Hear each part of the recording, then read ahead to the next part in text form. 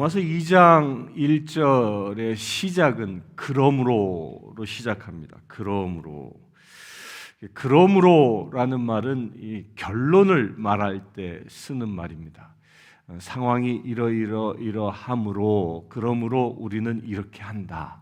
이런 결론을 얘기하는데 이 그러므로라는 말 그 앞에 우리가 어저께 보았던 이 서론 본론에 해당되어지는 말들을 우리가 보았습니다. 그게 무엇이었습니까? 죄에 관한 것이었습니다. 당시 로마 시대 때 팽배했었던 죄, 또 그 죄가 너무 팽배하다 보니까 어느 순간 교회에서조차도 죄가 죄인지 모르고 그냥 용납하며 지냈던 여러 죄의 이 상황들, 여러 죄의 목록들이 있었지요. 그런 것들을 우리 어저께 쭉 보았습니다. 뭐 동성애요, 뭐 미워하는 자요, 교만한 자요, 자랑하는 자요, 뭐 수군수군 거리는 거요, 여러 가지 죄악들을 쭉 보았습니다. 그런데 이 모든 죄악들이 우리 교회 안에 또한 이 사회 안에 팽배해 있는데, 이 팽배해 있는 죄, 곧 이 팽배해 있는 죄 가운데 살아가는 사람들, 그 사람들을 우리가 어떻게 해야 하느냐라는 겁니다. 죄 가운데 있는 사람들, 이 사람들을 우리가 그리스도를 믿는 하나님의 자녀로 살아간다면 세상 사람과 달리 어떻게 살아야 하는지에 관하여 이야기하고 있는 겁니다. 그래서 2장 1절에 그러므로라고 시작하는 겁니다. 어떻게 살아야 할지 2장 1절을 봅니다. 그러므로 남을 판단하는 사람아, 누구를 막론하고 내가 핑계하지 못할 것은 남을 판단하는 것으로 내가 너를 정죄함이니 판단하는 내가 같은 일을 행함이니라. 죄가 팽배해 있다 보니까 사람들은 서로가 서로를 판단하고 정죄합니다.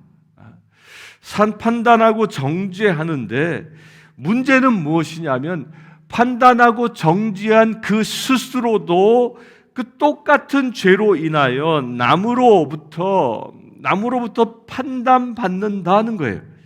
판단하는 내가 같은 일을 행함이라 라고 말씀하는 것이 바로 이겁니다. 한국에서는 그 정부 관료가 되기 위해서는, 뭐 장관이 되기 위해서는 국회에서 꼭 거쳐야 할 것이 이 청문회라는 걸 거칩니다. 근데 청문회를 거치면 그 사람의 민낯이 다 드러나지 않습니까? 다 드러납니다. 그런데 그 사람이 그렇게 민낯이 드러나기 전까지는 세상에서 얼마나 스스로 정의로운 사람인 것처럼 이야기하고 다녔습니까? 그런데 막상 청문회에서 그 사람의 일상을 다 까불려 보니까 아주 부끄럽기 짝이 없는 모습들이 드러납니다. 심지어는 판사였던 사람도 법을 어겨가며 위장 전입해 들어가는 이런 일들이 비일비재하게 일어납니다. 이것을 두고 얘기하는 것입니다. 그러니까 세상에 속해 있는 사람들은 이렇게 남을, 자기가 죄인임에도 불구하고 남을 정죄하고 판단하는 일에 앞장선다는 것입니다. 이것을 행하지 말라는 거예요. 우리 그리스도인들은 누군가를 놓고 정죄하는 자가 아니라 그 누군가의 아픔과 허물과 상처들을 보면 그것을 놓고 판단하고 정죄하고 손가락질하는 게 아니라 오히려 그를 감싸고 덮어주어야 한다는 것입니다. 예수 그리스도께서 저 십자가에 못 박혀 죽으신 이유가 무엇입니까?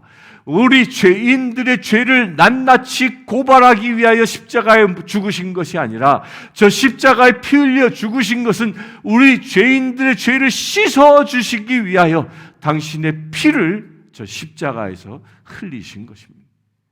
이것이 판단하는 그리스도인이 아니라 오히려 용서하고 덮어주는 그리스도인의 위상을 예수님이 보여주신 것입니다. 우리가 세상에 속한 자가 아니라 하늘에 속한 자라면 판단하는 그런 죄를 저질러선 안 된다라는 겁니다. 이것에 관하여 예수님은 뭐라고 합니까? 마태복음 7장 1절에 보면 비판을 받지 아니하려거든 비판하지 말라. 내 스스로도 최소한의 세상 사람들로부터 손가락질 받지 아니하려면 너 먼저 남을 손가락질하거나 남을 비판하지 말라 하는 것입니다. 그래서 교회 공동체는 비판하고 정죄하는 공동체가 아니라 용서하고 감싸주고 허물을 덮어주는 공동체라는 것입니다. 이게 교회의 기초가 되어야 한다는 겁니다. 이 로마서가 무엇이라고요? 로마서는 교회의 기초예요. 기초. 그런데 이 기초 중에 기초가 바로 이것이야. 우리가 서로가 정죄하는 게 아니라 용서하는 공동체, 서로 감싸주는 공동체 되어야 한다는 말씀을 하고 있는 것입니다. 2절 보겠습니다. 이런 일을 행하는 자에게 하나님의 심판이 진리대로 되는 줄 우리가 아노니 이런 일을 행하는 자를 판단하고도 같은 일을 행하는 사람아 내가 하나님의 심판을 피할 줄로 생각하느냐? 혹 내가 하나님의 인자하심이 너를 인도하여 회개하게 하심을 알지 못하여 그의 인자하심과 용납하심과 길이 참으심이 풍성함을 멸시하느냐?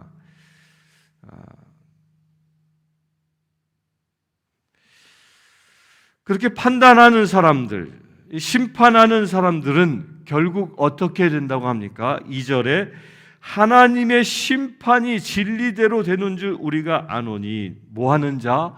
이렇게 심판하는 자, 이런 일을 행하는 자, 남을 심판하고 정죄하고 판단하는 사람들은 결국 어떤 자리에 서게 되냐면 하나님의 심판의 자리에 서게 된다는 것입니다.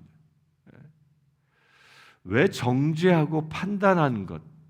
이게 거꾸로 한편으로 보면 그거 누군가의 잘못을 지적해주고 그것을 고쳐서 바른 길로 인도하는 것 아닙니까? 라고 생각할 수 있습니다. 그런데 문제는 거기에 있지 않다라는 거예요. 많은 사람들이, 대부분의 사람들이 남을 판단하는 것은요, 하나님의 역할을 자기가 하고 있다라는 겁니다. 무엇이 옳고 그르고 그를 정죄하고 판단하는 것은 마지막 때의 심판 때에 섰을 때 하나님의 하시는 하나님의 몫이라는 겁니다. 그 하나님의 몫을 우리가 할 때 우리는 하나님의 심판대 앞에 내가 행한 것 그대로 하나님께로부터 심판을 받는다라는 것입니다. 우리가 늘 깨어서 나 스스로를 성찰해야 할 것이 바로 여기에 있습니다. 우리 사람들은요, 내 안에 있는 그 의협심, 의로움, 이런 그 자그마한 이런 것들을 가지고 남을 계속 정죄하기를, 그렇게 하고 살기를 굉장히 즐겨합니다. 또 세상에서는요, 그렇게 남의 허물을 잘 끄집어내고 정죄하는 사람을 또 똑똑하다고 얘기합니다. 그러나 그것은 하나님만이 하실 수 있는 것입니다. 우리는 정죄하는 자가 아니라 보듬어 안고 용서하는 자이기 때문입니다. 곧 보듬어 안고 용서하고 그를 주님의 품으로 서로 사랑하면 하나님의 그 심판대에 어느 순간 우리가 설 때에 하나님은 우리를 정죄하고 심판하는 게 아니라 당신의 큰 사랑으로, 내가 세상에서 행한 것처럼 당신의 그 큰 사랑으로 나를 감싸 주신다는 겁니다. 이게 하나님의 법칙인 겁니다. 내가 누군가를 정죄하면 하나님도 나를 정죄하시고요, 내가 누군가를 하나님의 사랑으로 사랑하면 하나님도 나를 더 사랑해 주시는 것입니다. 내가 누군가를 용서하면 하나님도 나를 용서하신다는 이 말씀이 여기에 숨어져 있는 것입니다.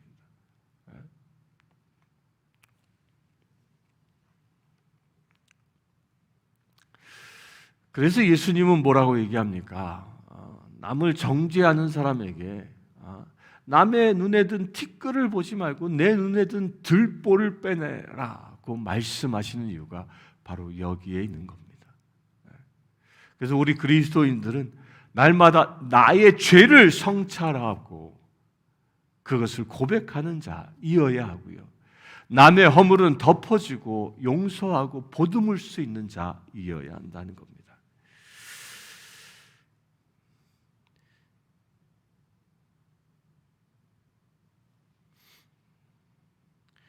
5절을 봅니다. 다만 내 고집과 회개하지 아니한 마음을 따라 진노의 날 곧 하나님의 의로우신 심판이 나타나는 그날에 이 말 진노를 내게 쌓는도다.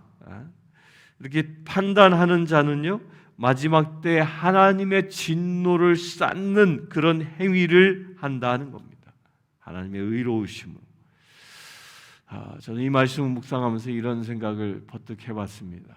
내가 하나님의 심판대 앞에 섰을 때 나는 진노를 쌓은 것을 받을까, 아니면 하나님의 이 자비가, 하나님의 그 크신 자비가 쌓여져 있어서 그 자비로움을 내가 입을까? 여러분들 어느 편에 서게 될 것 같습니까? 6절 보겠습니다. 하나님께서 각 사람에게 그 행한 대로 보응하시되. 하나님이 우리에게 자비를 주실지 하나님이 우리에게 진노를 행하실지는 하나님이 선택하는 게 아니라 여기서 내가 선택한다는 거예요.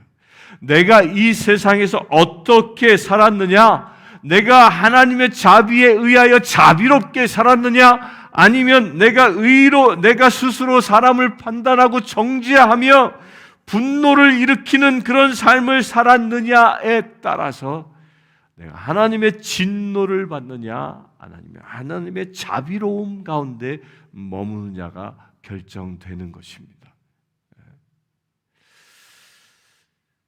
그래서 우리 교회는 서로가 서로를 부두머 안고 자비와 사랑으로 하나 되어져야 하는 것이 교회의 기본이라는 것입니다. 7절 봅니다. 참고 선을 행하여 영광과 존귀와 썩지 아니함을 구하는 자에게는 영생으로 하시고 오직 당을 지어 진리를 따르지 아니하고 불의를 따르는 자에게는 진노와 분노로 하시리라. 분명히 얘기합니다. 뭐라고 얘기하죠? 참고 선을 행하여 영광과 존귀와 썩지 아니함을 구하는 자에게는 영생, 그 심판대 앞에 우리가 섰을 때 어떻게 영원한 생명, 하나님의 자비를 입어 영원한 생명을 차지할 수 있겠습니까? 그 비밀은 선을 행하고 그 하나님의 영광 가운데 그 존귀와 썩지 아니함을 구하는 삶을 살아가는 것. 썩어 없어질 세상 것을 구하는 삶이 아니라 영원한 생명의 나라의 것을 구하며 사는 자, 이런 자에게 영생의 축복이 주어진다는 겁니다. 시편 62편 1절 12절을 한번 보겠습니다. 시편 62편 12절의 말씀.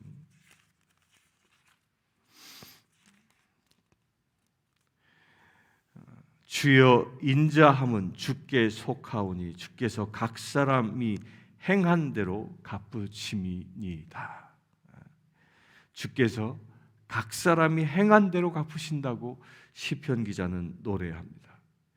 또 잠언 24장 12절의 말씀을 한번 보겠습니다.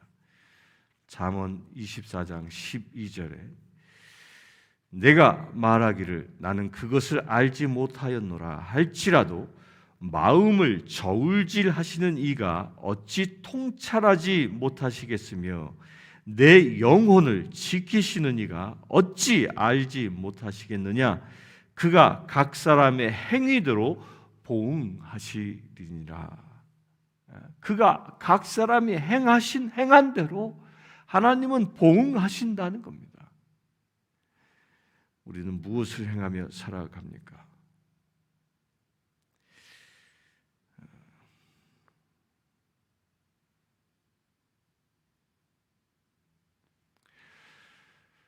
사람들은 세상을 변화시키기 위해서 누군가를 판단하고 정죄한다고 합니다.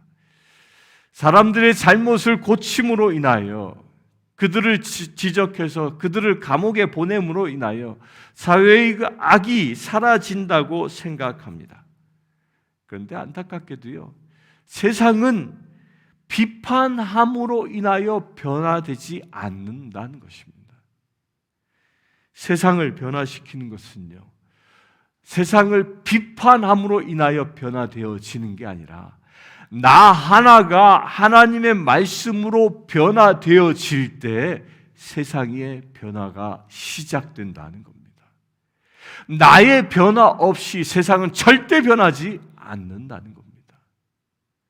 내가 나의 형제 자매를 어떻게 보냐에 따라 사람과의 관계가 변할 수 있는 것이고, 내가 세상을 어떻게 보고 어떻게 기도하냐에 따라 세상이 바뀔 수 있다는 것입니다. 우리가 세상을 정죄하고 판단하고 비판하면 그 정죄하고 판단하고 비판하는 것이 나에게 돌아오지만, 내가 주의 말씀대로 오직 주님의 선하심을 행하고 말씀대로 살아간다면 세상이 변화되어지고, 또한 우리의 삶도 우리도 영생을 얻는 축복을 얻는다고 말씀하십니다. 오늘 하루 이런 도전을 가지고 살았으면 좋겠습니다. 내가 그동안 누군가를 판단했다면 그것을 회개하는 시간 되었으면 좋겠습니다.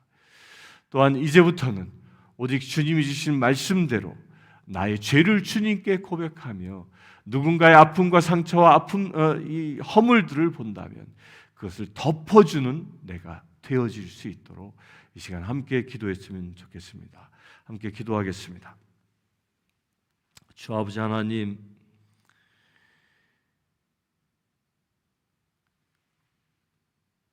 우리가 주님의 심판대 앞에 섰을 때 이 남을 판단하는 사람들아 라고 불리움받는 자가 아니라 나의 자비를 행한 자들아 라고 불리워지기를 원합니다. 주님, 지금까지 우리는 세상을 심판하고 판단하고 나의 이웃과 형제자매들을 비판하였음을 회개합니다. 우리의 입술을 회개합니다. 이 부정한 입술이 이사야의 입술처럼 숯불로 정결케 되어지기를 원합니다. 주님이 이생한 이후부터는 남을 정죄하는 자가 아니라, 남을 판단하는 자가 아니라 오직 주님의 말씀으로 덮고 예수 그리스도의 보혈로 씻는 놀라운 용서의 삶을, 회복의 삶을, 치유의 삶을 살아가기를 원합니다. 주님, 우리의 입술을 주관하여 주시옵소서. 오직 주님의 말씀만이 우리의 입술 가운데 충만케 하셔서 세상을 살리는 믿음의 채들 되어질 수 있도록 역사하여 주시옵소서. 그 영생의 삶을 얻을 수 있는 축복의 자녀 되게 하여 주시옵소서. 우리 주 예수 그리스도의 이름으로 기도드리옵나이다. 아멘. 지금 우리 주 예수 그리스도의 은혜와 하나님의 크신 사랑과 성령님의 감화 감동 교통 치유하심이 이 시간 예배하는 주의 사랑하는 모든 지체들 위해 지금부터 영원토록 함께 하실지어다. 아멘. 아프리카 케냐의 마소교교의 고아원생 제임스는 남자아이입니다. 제임스는 중학교 1학년생 장래 비행사가 되는 것이 꿈입니다. 이 아이는 매달 학비와 점심 식사 비용으로 30불이 필요합니다. 이 아이의 후원자를 찾고 있습니다.